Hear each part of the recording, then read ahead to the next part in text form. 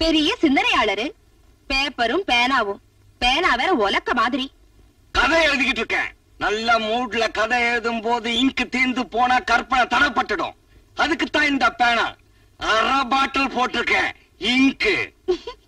என்ன சிரிப்பு? நீ காலேஜ் ப்ரொஃபசரு, சம்பாதிக்கிறதுனால என்ன அடிக்கடி திட்டுற, அடிக்கிற. நானும் சம்பாதிக்க ஆரம்பிச்சேன்னா உன்னை அடிக்கலாம் திட்டலாம் பாரு. எந்த மாதிரி கதை எழுத போறீங்க? காக்காயும் வடையும், நரியும் திராட்சையும், சுண்டலியும் சிங்கமும், இந்த மாதிரி கதை தானே? நான் என்ன பாப்பா மலர், அம்புலி மாமா படிக்கிறவனா? வயசு என்னவோ கூடதா, ஆனா அறிவு பாப்பா மலர் படிக்கிற மாதிரி. நம்ம நாட்டுல பெரிய பெரிய அறிஞர்கள், எழுத்தாளர்கள் எல்லாம் முதல்ல குழந்தையா பிறந்தவங்க தான். அப்புறம் தான் வளர்ந்து எல்லாரும் கதை எழுதிருக்காங்க. நான் கூட டில்லிக்கு போய் அங்க கதை எழுதி அங்கேயே அவார்டு வாங்குறேன் பார். போங்க போங்க, டெல்லி வரையிலும் போங்க. உள்ளூர்ல கருவாடு கூட வாங்க முடியாது. என்ன சொன்ன? கருவாடுனா அவ்வளவு கேவலமா? நம்ம நாட்டுல செத்து போனதுக்கு அப்புறம் நல்ல பேர் எடுக்கிறது கருவாடு ஒண்ணுதான், வேற எவனும் கிடையாது. பொம்பளைங்க அத தினம் நல்ல கருவாடு நல்ல கருவாடுன்னு சொல்றாங்க. இதெல்லாம் உனக்கு புரியாது. நான் சம்பாதிச்சு காமிக்கிறேன். நீ இங்க இருந்து கிளம்பு. மூட் அவுட் பண்ணாத போ. Sir, post parcel. அம்மா, திருப்பூர்ல இருந்து நம்ம சொந்தக்காரங்க பனியன் கிணியன் அமைச்சிருப்பாங்கன்னு நினைக்கிறேன். திருப்பூர்ல நமக்கு எது சொந்தக்காரங்க? இது எங்கேயோ போக வேண்டியது. தப்பான அட்ரஸ் வந்துருச்சா என்னமோ? கரெக்டான அட்ரஸ் தான் வந்திருக்கு. இது திருப்பூர் பணியன்ல உங்க புருஷன் எழுதின கதைங்க எல்லா பத்திரிகை ஆபீஸ்ல இருந்து திருப்பி அனுப்பிச்சிருக்காங்க. கதை எழுதுற மூஞ்சி முறக்கட்டி. நான் அப்பவே சொன்னேன் இந்த வெட்டி வேலையெல்லாம் வேணான்னு. கதை எழுதுறாராம் கதை. கொஞ்சம் கூட ரசிப்பில்லாதவனுங்க. இந்த கதைய மாணவர்கள் படிச்சிருந்தா எவ்வளவு முன்னேற்றம் கிடைச்சிருக்கும். அரசியல்வாதிகள் படிச்சிருந்தா எவ்வளவு திருப்பம் கிடைச்சிருக்கும். திருப்பி அனுப்பிட்டார்களே. ஏதோ அம்மா ப்ரொஃபசர் அவங்களுக்கு ஒரு மரியாதை கொடுத்து ஏதோ அவங்களுடைய புருஷனாச்சே அப்படின்னு திருப்பி அனுப்பிச்சிருக்காங்க. இல்லாட்ட இந்த கர்மத்தை குப்பை தொட்டில போட்டுப்பாங்க. ஏப்பா, இந்த கதையெல்லாம் என்ன செய்யறது? பழைய பேப்பர் வந்துட்டான், போட்டுருங்க. திருப்பி அனுப்புன கதையெல்லாம் கூட எடுத்துக்குவோம். பேப்பர் இங்க வாங்க. ஆசிரியரே, நீ இப்படி எல்லாம் கதை எழுதுனா திருப்பி தான் வரும். கதையை ரியலா எழுதணும். இப்ப ஒரு காதலனும் காதலையும் பேசிக்கிட்டு இருக்காங்க. அவங்க என்ன பேசுறாங்க அப்படிங்கறத மறைஞ்சிருந்து ரியலா எழுதுங்க. அந்த கதை போகும். ஒரு கள்ள கடத்தல்காரன் அவன் எப்படி கடத்தல் பண்றான் அப்படிங்கறத அப்படியே மறைஞ்சிருந்து எழுதுங்க. அந்த கதை பேப்பர்ல போடுவாங்க. ஒரு பிப்பாயிட்டுக்காரன் அவன் எப்படி பிப்பாயிட்டு அடிக்கான் அப்படிங்கறத பார்த்து எழுதுங்க. அந்த கதை போகும். நீங்க மட்டும் இப்படி எழுதிட்டீங்க, ஒரு வருஷத்துல நீங்க ஓஹோன்னு ஆயிரலாம். அருமையான யோசனை. அப்ப நான் வரட்டுங்களா? வர்றேன். அருமையான காதலர்கள் காதல் மேட்ரு பேசுறாங்க. அப்படியே கவர் பண்ணுவோம். அங்க போய் ஒரு அருமையான காட்டேஜ் புக் பண்ணி. என்னங்க, அப்போ இனி நைட்டே கொடைக்கானல் போலாங்களா? கல்யாணம் ஆகிறதுக்கு முன்னாடியேவா? அதெல்லாம் அப்புறம் பாத்துக்கலாங்க. அப்புறம் பாத்துக்கலாமா? எதை அப்புறம் பாத்துக்கலாம்னு சொல்ற? கல்யாணத்தை தான் சொல்றேன், புரியலையா? கொடைக்கானல்ல குளிர் அடிக்கும், ஒரே கம்பளியை போத்தி படுத்துக்கலாம். ஒரே கம்பளியா? ஆமா, அப்பதானே பிரியாம இருப்போம். ஒரே கம்பளியில படுத்தா நீங்க சும்மா இருக்க மாட்டீங்களே. ஏன், என்ன செய்வேன்? முதல்ல கணத்துல கை வைப்பீங்க. இப்படியா? அப்புறம் அதுக்கப்புறம் தோல்ல கை வைப்பீங்க. இப்படியா? அதுக்கப்புறம் உங்களுக்கு தெரியாதாக்கும். கொஞ்சம் விட்டா போதுமே, கையிடுங்க. கை இங்க இருக்கு. இன்னொரு கை இதோ இருக்க.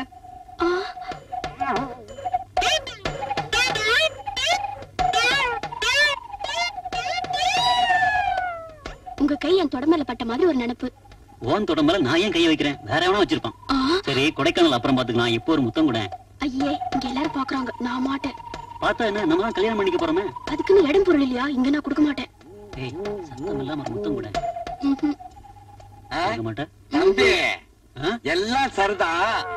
இந்த கடைசியா சொன்னீங்களா, அது முத்தமா சத்தமா? யாரையா நீ? கதாசிரியருங்க. நீங்க காதல் பண்றத நேரடியா பார்த்து எழுதி பத்திரிகைக்கு அனுப்புறதுக்காக. சரி, எப்ப இருந்து உட்கார்ந்துருக்க?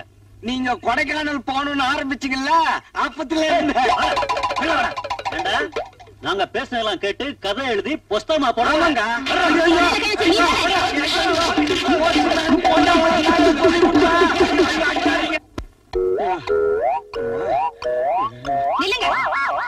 உங்களுக்கு அறிவு இல்ல?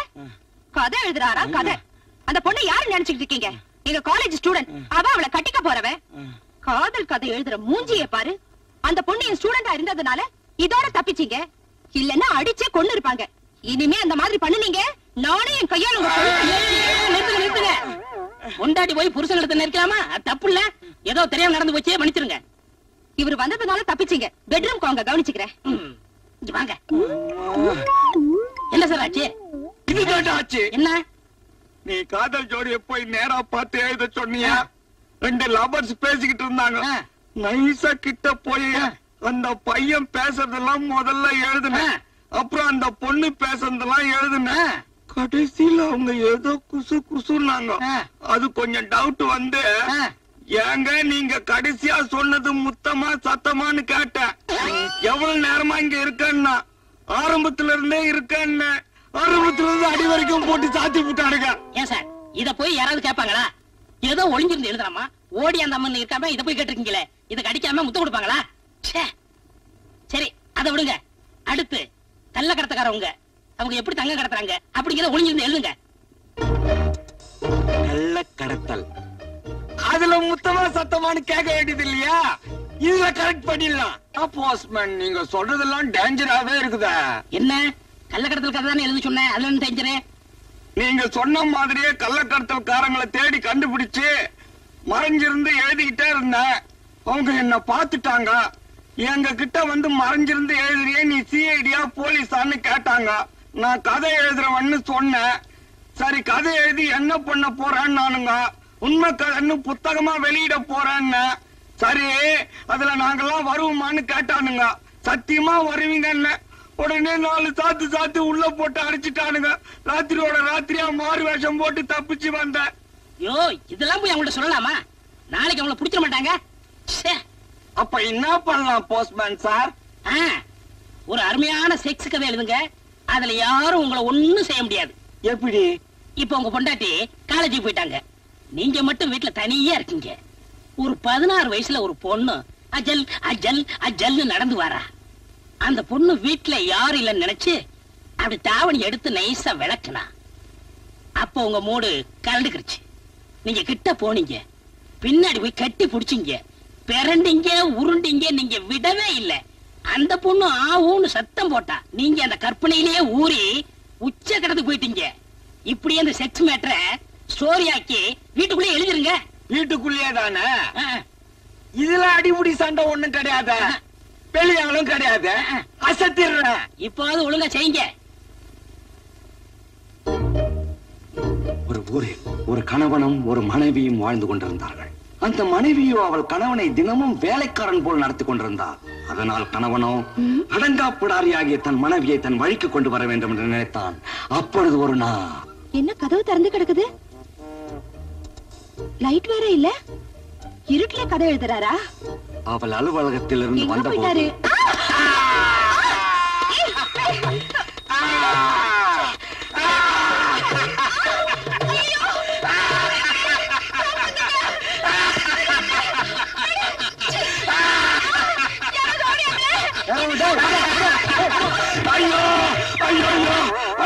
புருஷ முண்டாட்டி தானே இப்படி ஊரே கூடி பாக்குற அளவுக்கு இப்படி நடந்துக்கிறது? கருவு இருக்கா? அந்த போஸ்ட்மேன் அடிப்பையன் வந்தாமா, ராப்பிங் கதை எழுது, அதுதான் மார்க்கெட்டுக்கு நல்லா இருக்குன்னாமா. நான் அந்த மூடுலயே இருந்தேனா, எப்ப இருட்டுச்சு எப்ப நீ வந்தனே எனக்கு தெரியலம்மா.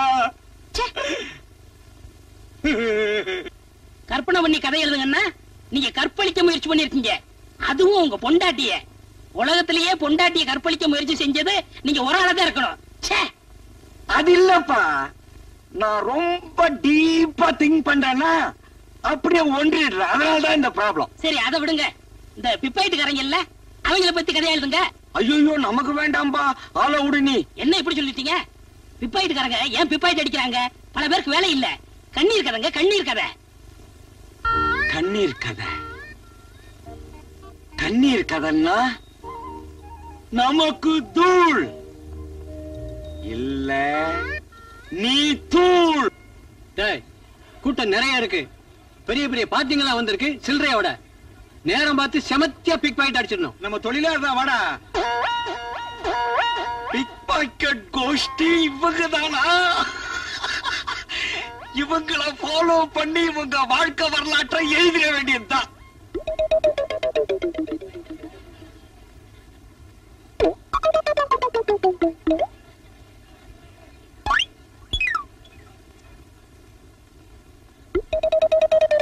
அவன் நம்மளை பத்தி கதை எழுதி நம்மளையே போலீஸ்ல மாட்ட வைக்க பாக்குறான். அதுக்கு முன்னாடி நாம அவனை மாட்ட வச்சிருவோம். யாருக்கிட்டயாவது பர்ஸ் அடிச்சு பணத்தை எடுத்துக்கிட்டு காலி பர்ஸ் பாக்கெட்ல சொருகிட்டா போகுது. Very good idea. வாங்க.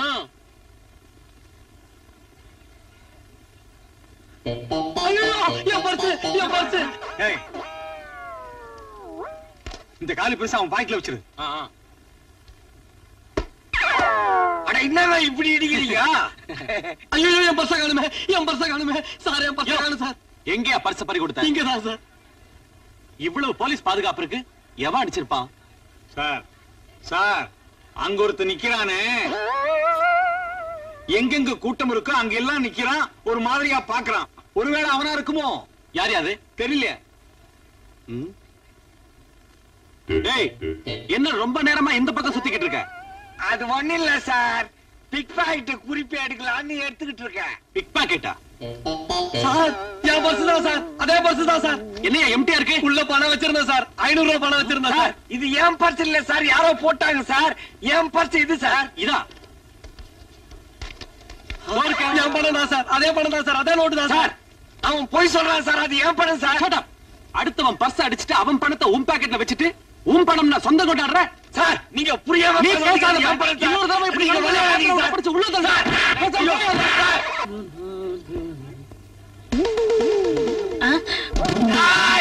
போஸ்ட்மேன், நீ போஸ்ட் ஆபீஸ்ல இருந்து இன்னையோட ரிட்டையர் ஆகறடா.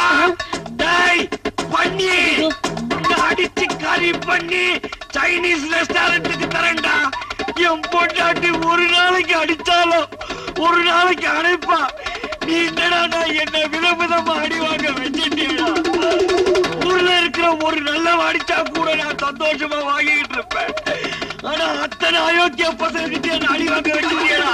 டேய் காட்டு பண்ணி, உன்னை கூவத்துல போட்டு உனக்கு நான் சமாதி கட்டேன்டா. டேய் உன்னை நான் கொல்லாம விட போறதில்ல. எங்க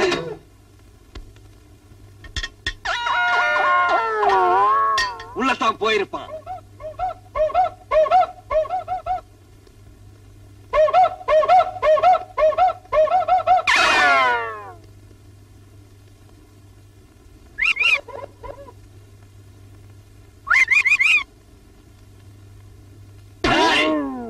என்னை ஏமாத்திட்டு நீ உள்ளையாட ஒளிஞ்சுக்கிட்டு இருக்க. இனிமே நீ உள்ள தாண்டா இருக்கணும். ஐயோ ஒண்ணும் பண்ணிராத. இல்ல முடியாதா? ஐயோ நான் இத கொடுக்க மாட்டேன், விட்டுரு. ஐயோ என்னங்க என்னங்க என்னங்க, இந்த லெட்டர்ல ஒரு சந்தோஷமான செய்தி வந்திருக்கு. பிஜிபில எழுத்தாளர் மாநாடு நடக்க போதா, அதுல உங்களை பாராட்டி பரிசு கொடுக்க போறாங்களா? தெரிஞ்சுக்கிட்டியாடி? என்னமோ பாப்பம் மலரு, அம்புலி மாமா, காக்காயம் வடையும் நரியும் திராட்சை அண்ணிய இப்ப பாத்தியா? என்ன மன்னிச்சிடுங்க, இனிமே எப்போ அப்படி பேச மாட்டேன். சரி மன்னிச்சிடறேன். காலை நீட்டேன். கழுத்தை எப்படி கொண்டா? அண்டாக்கா கசம் அபுக்கா அவுகும். கொஞ்சம் சிரிச்சிடு மாமா. இந்த ஆள் மாதிரி யாராலும் நிக்க முடியாது அசையாம. ஏன் நிக்க முடியாது? நான் நிப்பேன். அப்படி நீ நின்னுட்டா நான் உனக்கு 1000 ரூபாய் கொடுக்கறேன். 1000 ரூபாயை காட்டு. 1000 ரூபாய வாங்கிட்டே மாநாட்டுக்கு போறேன். நான் நிக்கிறேன்.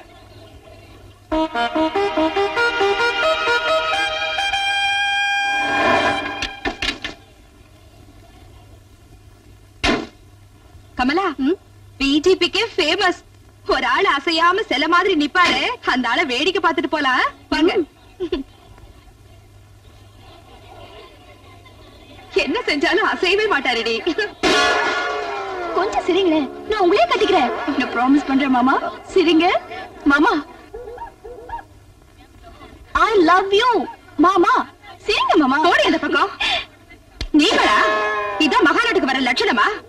தினமும் பிஜேபிக்கு வந்து இப்படிதான் நிக்கிறீங்களா? இனிமே வீட்டு பக்கமே வராதீங்க, என் கூட பேசாதீங்க, உங்க வைஃப்னு சொல்லிக்காதீங்க. எனக்கு எவ்வளவு அவமானமா போச்சு. அம்மா லட்சுமி, உனக்கு அவமானமா போச்சு, எனக்கு 1000 ரூபாய் போச்சுமா. அம்மாடி, அவ்வளவுதான் காட்ட முடியும், அதுக்கு மேல காட்ட முடியாது. மத்த கம்பெனிகள் காட்டலாம், ஆனா எங்க கம்பெனி காட்டாது.